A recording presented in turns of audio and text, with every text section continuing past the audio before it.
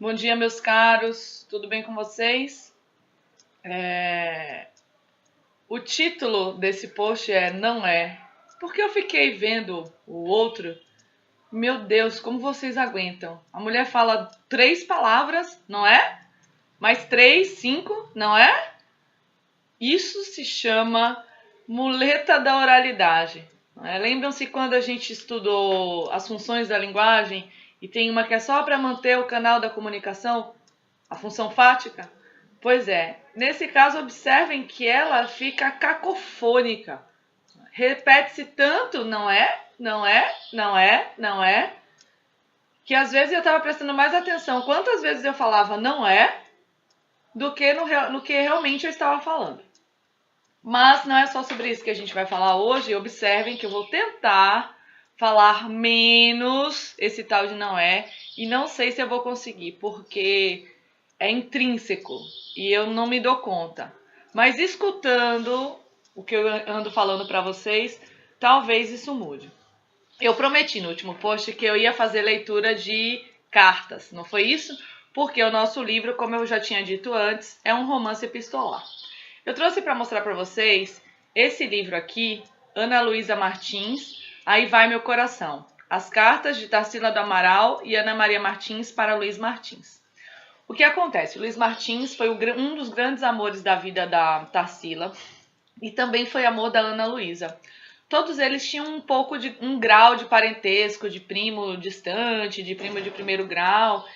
E o Luiz Martins, ele foi apaixonado também pela Tarsila, teve um romance, e aí eu não estou falando de romance gênero textual, mas estou falando de romance amoroso, afetivo.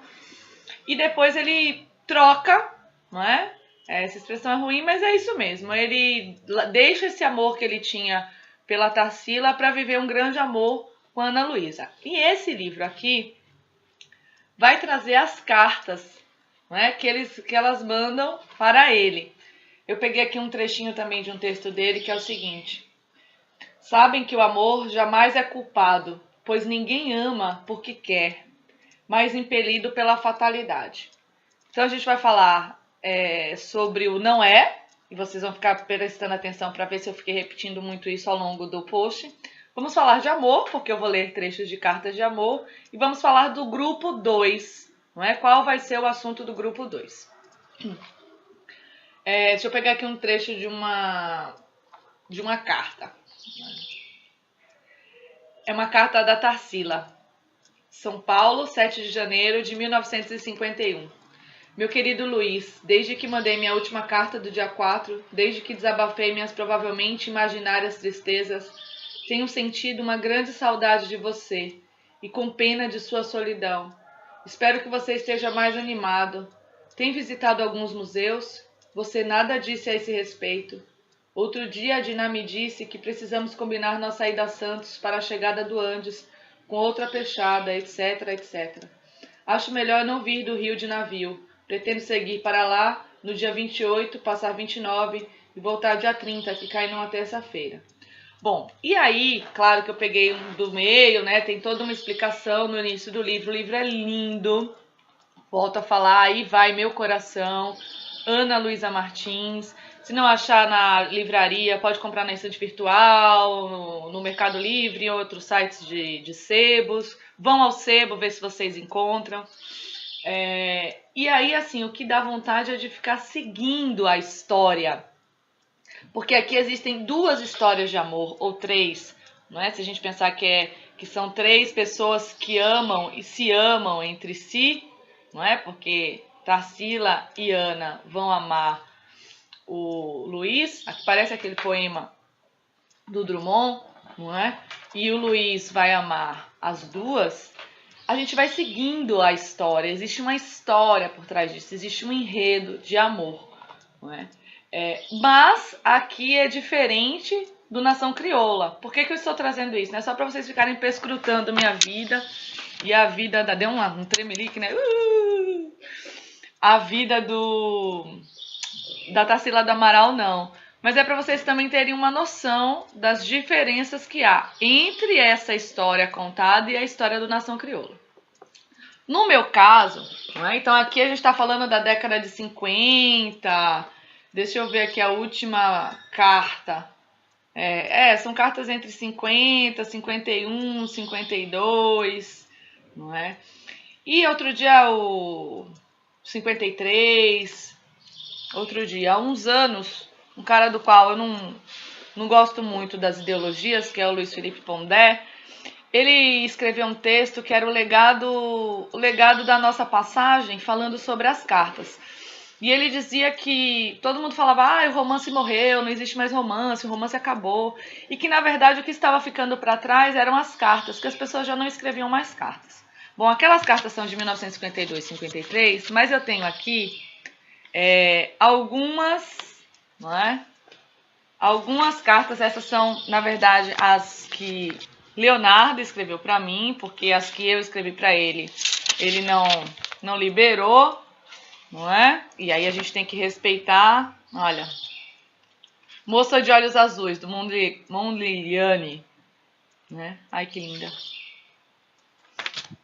Tem mais aqui, outra cartinha. Essas assim dobradas geralmente sou eu que faço. Encarte da peça teatral que ele assistiu e que nos aproximou quando nós nos conhecemos, que era uma peça sobre o amor nos tempos do cólera, não é? Eu tinha lido o livro, ele tinha visto a peça, então leiam, vão ao teatro, que isso pode ajudar a se aproximar de uma gatinha, de um gatinho, de repente. Bom, as cartas aqui são de 2012, né? Tem essa aqui mesmo, é 10 de agosto de 2012. Mas a que eu separei para ler um trechinho para vocês é a seguinte. Tem uma minha aqui que é mais não sei porque que ela tá aqui, mas é mais uma declaração de amor do que propriamente uma carta, né? E começa assim. Pensei em mil coisas para escrever, fiquei imaginando que poema seria melhor ou que letras de música combinaria mais. Nada. Você em minha vida é tão improvável e no fundo jamais pensei que o homem de minha vida seria assim. Você não foi o planejado nem o desejado. E quando você surgiu, meu Deus, é tudo que no fundo, lá no fundo eu poderia querer. A vida foi me pregando várias peças até que eu pudesse realizar o sonho mais sereno. Eu tenho sido tão verdadeira, tão solta, tão feliz. E tão mais frágil, mais carente, mais mulher com você. Me permito ser quem sou. Morro de ciúme e de saudade. Bom, não vou terminar de ler não, que é muito blá blá blá, né? Mas é isso. Essa daqui vocês podem ver que tem um tom mais convencional, é como se estivesse confessando o amor. Essa carta dele aqui, que é de... Porque assim, as cartas, como você demora, né, pra mandar, então observem. 1, 2, 3. Então a gente escreve várias coisas. Então não é como mensagem de SMS ou WhatsApp. Essa daqui começou acho que dia 22/6/2012. Né? Então não estamos mais no século XX, já estamos no século XXI. Ele começa, então ele coloca aqui em cima 1, 2, 3, 5, né? Porque tem o verso da folha. Ele começa com a letra de uma canção, né?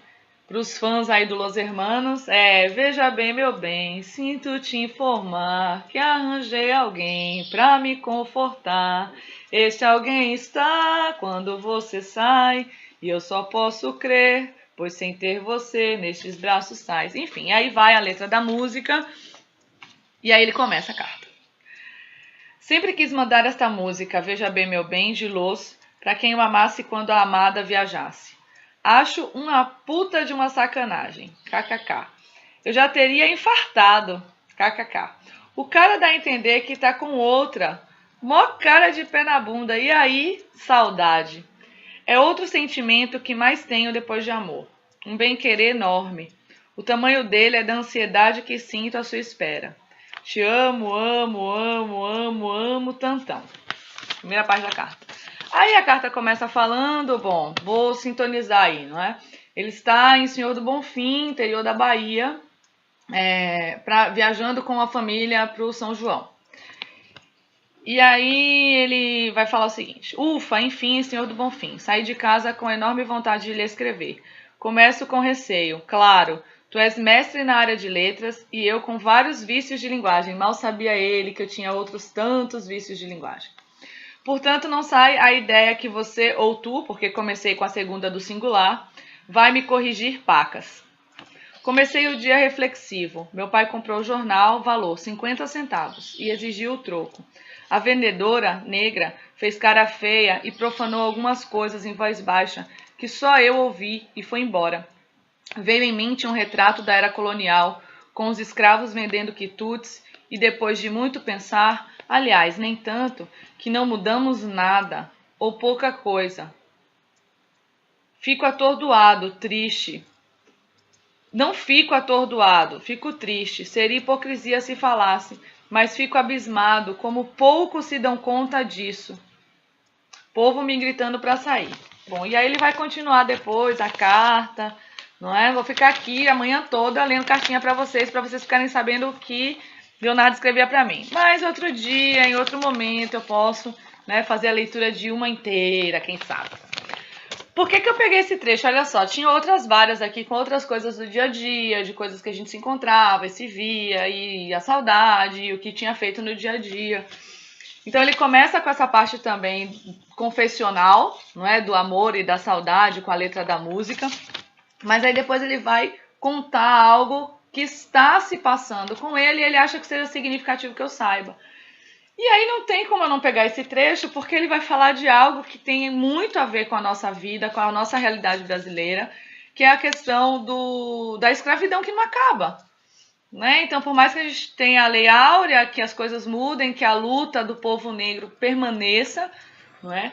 A gente percebe, ó, acabou de sair um não é. Né? Agora eu percebi, mas vamos lá.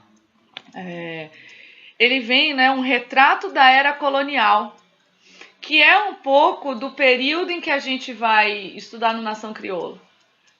Com os escravos vendendo quitutes, e depois de muito pensar, ou nem tanto, que a gente não precisa pensar tanto, ou não deveria pensar tanto para perceber, não é, que não mudamos nada. Então, a gente não pode ser hipócrita e dizer, ai, coitada, não sei o quê, eu me sinto como ela, porque cada um sabe a dor, não é, que sente por ser negro num país como o Brasil. Por outro lado, a gente tem que ficar abismado, assim, como as pessoas não se dão conta de que muita coisa não mudou. Então, quando vocês estiverem lá fazendo o trabalho sobre o Nação Crioula, lendo Nação Crioula, e tem uma parte das cartas, então observe como são as cartas, o que elas têm em comum com essas e o que elas têm de diferente, na escrita, na composição. Observem na história, no enredo, não é? O que de lá, o que daquela Olinda, o que daquele... Tem uma parte que acontece no interior da Bahia, o que daquilo permanece nos nossos dias? Né? O que daquele período colonial, né? Próximo, porque é um livro que ele escreve próximo à assinatura lá da Lei Áurea. O que disso tudo, né, faz parte da nossa vida hoje, principalmente nós que estamos em Salvador e convivemos todos os dias com racismo e preconceito. Tá?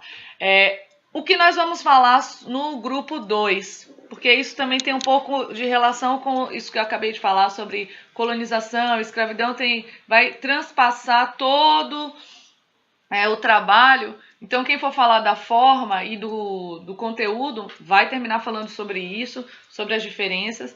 E quem for falar do grupo 2, que o grupo 2 vai ser o grupo sobre o José Eduardo Agualusa. Esse grupo chama-se José Eduardo Agualusa, autor angolano, relação com o Brasil, seus textos e a África. Não é? Então, esse é o título do grupo 2. José Eduardo Agualusa, autor angolano, relação com o Brasil, seus textos e a África. Eu tenho aqui, além do Nação Crioula, mais 2 livros do Agualusa, A Estação das Chuvas, não é? É lindo. Vocês vão perceber que os livros do Agualusa têm sempre algumas relações com a história, os fatos históricos e a ficção. Esse daqui ele vai trabalhar com uma poeta chamada Lídia do Carmo Ferreira, não é inventada, ela é inventada, ela é ficção, ela é uma criação da Gualuz, ela realmente existiu na Angola, que está lutando por uma liberdade, por uma libertação de ser colônia. Mas tem uns versos dela aqui que eu acho bonitos. O meu coração está cheio de cansaço, dorme na lama entre as flores, morri e ninguém soube de nada. Então esse livro vai contar a história da Lídia, não é? Ele vai misturar poesia, realidade, ficção. E aí você fica se perguntando, meu Deus, essa Lídia existiu, não existiu? Tem sempre esse ponto no livro dele. Estação das Chuvas. Tem outro que virou até filme com Lázaro Ramos, que é O Vendedor de Passados. Eu não sei se ficou com esse nome no filme, mas o nome do livro é O Vendedor de Passados. Também é muito interessante. E esse daqui que eu comprei agora lá na Bralic é Milagrário Pessoal, né? Vou anotando nas páginas do meu Milagrário Pessoal os fatos extraordinários que me sucedem ou de que sou involuntária testemunha, dia após dia. É um diário de prodígios. Os milagres acontecem a cada segundo. Os melhores costumam ser discretos. Os grandes são secretos. Os grandes milagres são secretos. Então, é uma leitura muito boa também. E o Nação Crioula, observem que quem for falar, vai ter um grupo que vai falar do Fradique Mendes, do Eça de Queiroz. Observem que o Fradique Mendes é uma personagem do Eça de Queiroz. Então, existe correspondências de Fradique Mendes lá do Eça de Queiroz, que a gente vai falar disso num outro post, tá? Nesse, pra gente falar da função fática, não funcionando direito, não é? As cartas, então, cartas de amor, as cartas que não fazem parte da ficção, que foi essa que eu li o trechinho do Leonardo, e as cartas do Nação Crioula, quais são as diferenças, e o grupo 2, que é José Eduardo Algalusa, tá? Se surgir alguma dúvida, podem perguntar. E aí os alunos falaram que eu tenho que falar que tem que curtir, tem que se inscrever, tem que fazer comentário, tem que compartilhar. E é isso, tá certo? Agora eu vou preparar 4 temas surpresa de redação, não é? Para que vocês produzam muito em breve. Por enquanto, façam lá aquelas páginas da gramática sobre verbos e leiam Nação Crioula, tá bom? Beijo, bom final de semana.